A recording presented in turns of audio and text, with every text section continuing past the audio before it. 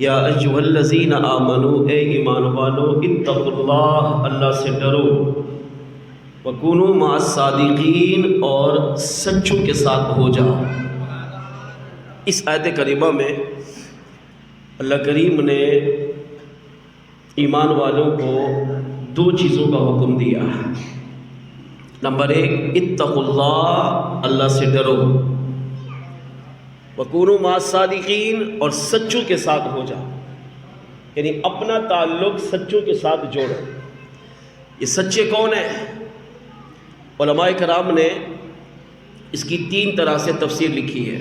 پہلی تفسیر، فرمایا سچوں سے مراد حضور کے صحابہ۔ دوسری تفسیر، فرمایا سچوں سے مراد حضور کی امت کے اولیاء۔ اور تیسری چیز فرمایا سچوں سے مراد حضور کی امت کے علماء۔ اور علماء بھی کون؟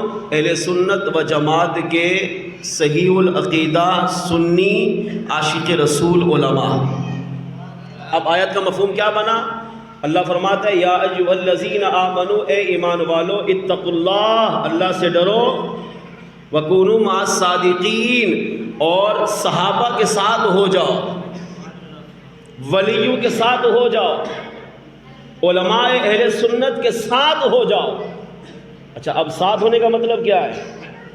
علماء نے اس کی بھی وضاحت کی۔ مفتی احمد یار خان نعیمی رحمۃ اللہ تعالی علیہ نے تفسیر نعیمی میں بڑی کمال کی بات لکھی، یعنی جیسے قرآن تو قیامت تک ہے نا، اب اللہ نے فرمایا میرے محبوب کے صحابہ کے ساتھ ہو جاؤ۔ ہم صحابہ کے ساتھ کیسے ہوں گے؟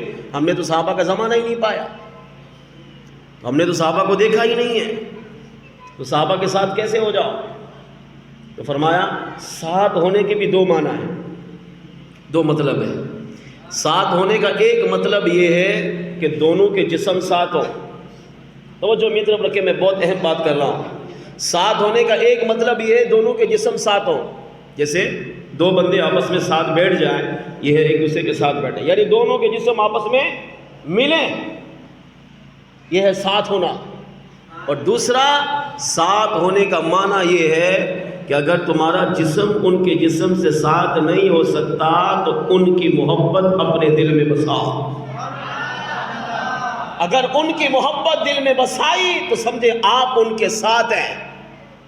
تو اب آیت کا مفہوم بالکل واضح ہو گیا۔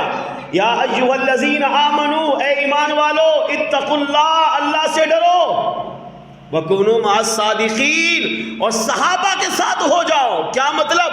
فرمایا جو عقائد صحابہ کے تھے وہی عقائد تم بھی اپناؤ، اور جو اعمال صحابہ نے کیے اگر وہ اعمال تمہیں پتہ چل جائیں تو جس صحابی کی سیرت تم سنتے جاؤ اس صحابی کی سیرت کو بھی اپنے آپ پہ نافذ کرتے جاؤ۔ نمبر 2، فرمایا اے ایمان والو، اللہ سے ڈرو، اپنا تعلق ولی سے جوڑو۔ کیا مطلب؟ جو عقیدہ اللہ کے ولی کا ہے وہی عقیدہ تم بھی اپناؤ، اور جب ولی کا عرس آئے اور ولی کی سیرت سنو تو اس ولی کی سیرت کو اپنے آپ پر نافذ کرتے جاؤ، اللہ تمہیں اولیاء کا فیض عطا فرمائے گا۔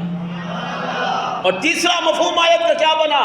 اے ایمان والو، اللہ سے ڈرو اور اپنا تعلق سنی عاشق رسول علماء سے رکھو۔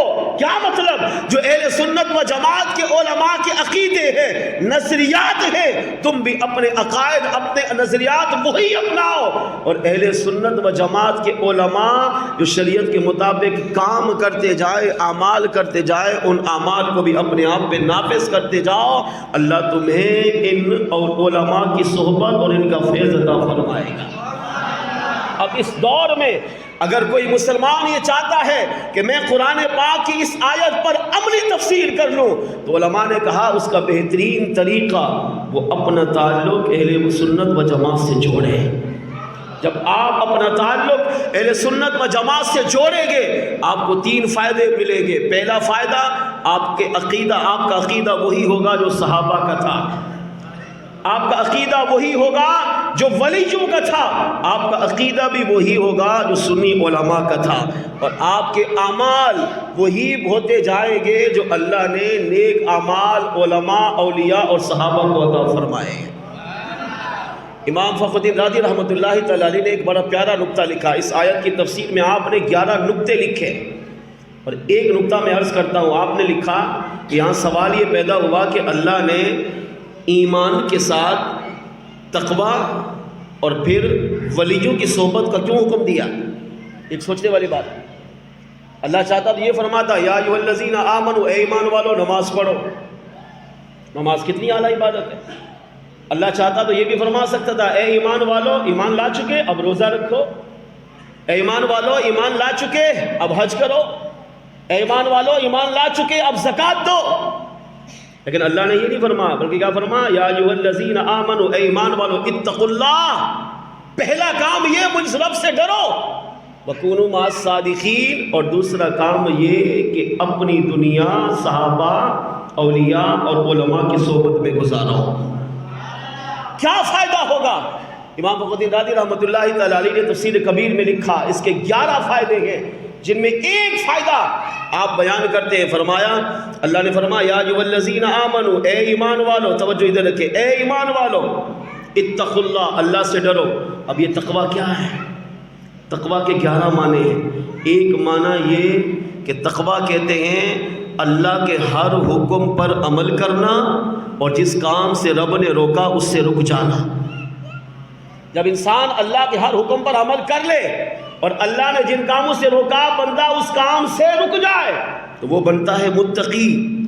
اور متقی کا دوسرا معنی علماء نے فرمایا تقوی کی وجہ سے اللہ اس متقی شخص کا ایمان کامل فرما دیتا ہے. کامل اکمل وہ مومن بنتا ہے.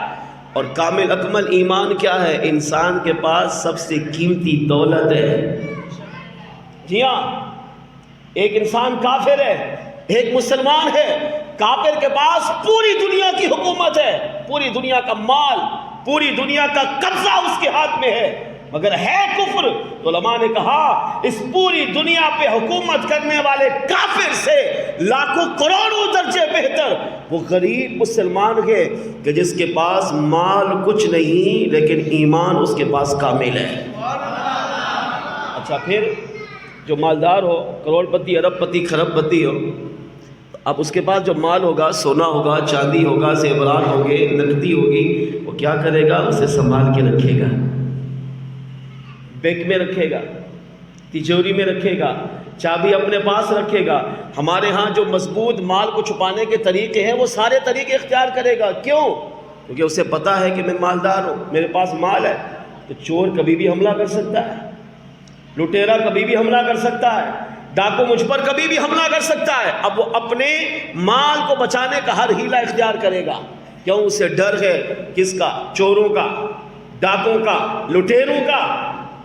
اور آج کل جیسے ٹھگ چل رہے کہ بابے بن کے آئیں گے اور سارا مال لوٹ کے چلے جائیں گے، فقیر بن کے گھر پر آئیں گے، دعا دینے کے لیے آئیں گے، سارا مال نظر بندی کر کے سارا مال لے کے چلے جائیں گے. آج تو مال کو بچانا اور مشکل ہو گیا ہے. اب یہ تو مال کی مثال ہے. تو فرمایا تمہارے پاس ایمان، تقوی، ایمان کامل، یہ ساری کائنات کی دن دھن دولت سے، دنیا وما پیہا سے بہتر ہے. اب تمہارے پاس جو طاقت ہے وہ ایمان کی ہے. ایمان خزانہ ہے، ایمان دنیا کی دولت سے بہتر چیز ہے. ایمان ہمارے پاس اللہ کی سب سے بڑی نعمت ہے. اور جہاں خزانہ ہوتا ہے وہاں ڈاکو حملہ کرتا ہے. مال پر ڈاکو حملہ کرے گا، چور حملہ کرے گا، لٹیرا حملہ کرے گا، ٹھگ حملہ کرے گا. لیکن آپ کے پاس ایمان کی طاقت ہے تو اب ایمان کے بھی ڈاکو حملہ کریں گے. رافضی بھی حملہ کرے گا، خارجی بھی حملہ کرے گا، قادیانی بھی حملہ کرے گا، احمدی بھی حملہ کرے گا. طرح طرح کے 72 جہنمی فرقے تمہارے ایمان پر ڈاکہ ڈالیں گے اور چاروں طرف پھیل چکے ہیں. تمہارے گھر پر بھی حملہ کر کے تمہارے دل سے ایمان کو نکالیں گے، تمہارے دل سے نبی کی محبت کو چھینیں گے. اب اللہ نے فرمایا یا ایھا الذین آمنو، اے میرے بندے اگر تو چاہتا ہے کہ میں ایمان رب پر لے آیا، اب ایمان ساری دنیا سے افضل والا ہے، اگر اس ایمان کی حفاظت چاہتا ہے، اس کو بچانا چاہتا ہے، ان 72 جہنمی ٹولوں سے اپنے ایمان کا تحفظ چاہتا ہے، تو اس کا ایک بہترین طریقہ یہ کہ اپنی دنیا ولیوں کی صحبت میں گزار دے۔ جب تو ولی کی صحبت میں دنیا گزارے گا تو اللہ فرماتا ہے میں تیری دنیا بھی اچھی کروں گا، تیری قبر بھی اچھی کروں گا، تیری آخرت بھی اچھی کروں گا، اور اس کا سب سے بڑا فائدہ یہ کہ ولی کی صحبت کی برکت سے میں تیرے کامل ایمان کو سلامتی عطا فرما دوں گا۔